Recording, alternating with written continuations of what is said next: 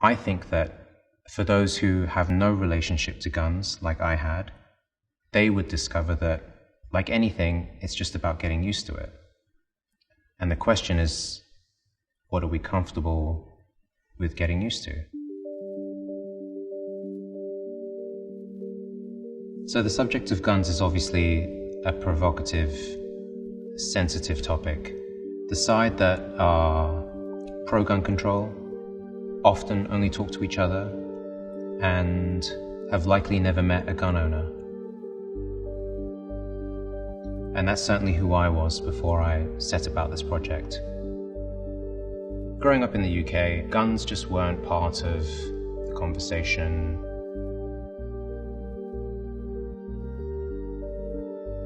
I can't think of another advanced country in the world where you would find so many young people with access to guns. It's an obsession. It's part of the fabric of American life.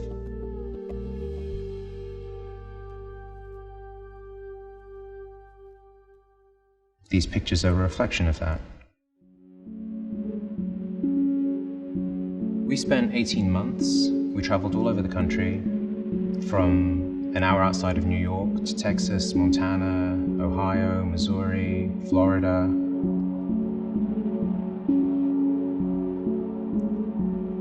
We tracked down kids who were in the top 10 shooters in their state.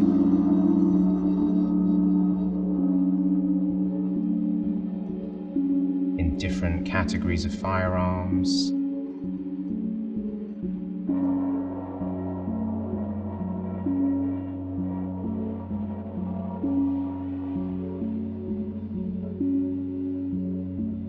Every time I took a picture of someone, their gun could never be loaded, it could never be pointed at me, it had to either be pointed in the air or at the ground.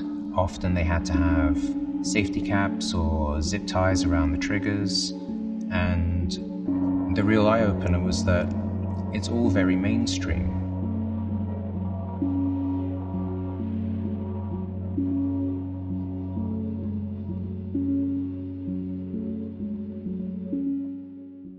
During the research period for this project, I became a father for the first time to a girl, and seeing young women shooting guns and how they interact with their fathers became something very interesting for me.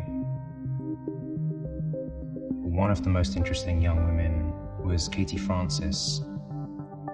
Katie takes part in a shooting competition called 3-Gun. Everyone is required to shoot a handgun, a shotgun, and a rifle, which is an AR-15.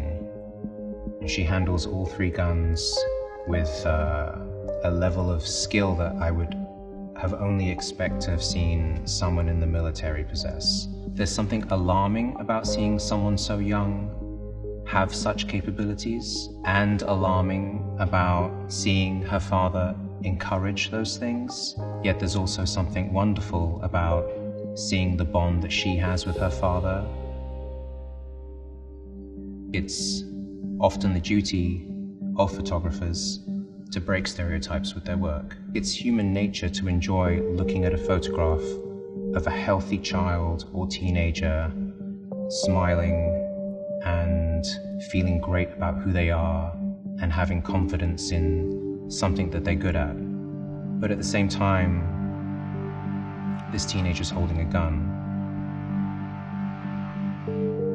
There are 2 very interesting sides to every portrait in this project that I think can provoke people in many different ways. Were I shooting 30 years ago, I would have chosen a subculture like skateboarding, high school football, or even graffiti. It's a culture and a growing community that are being marketed to. There's an enormous amount of promotion and support, which leads to more interest and growth. Even though this country has had access to guns for a long time, I don't know if it's ever been at a point where it's normalizing so quickly. And embedding itself in not just American culture, but particularly youth culture.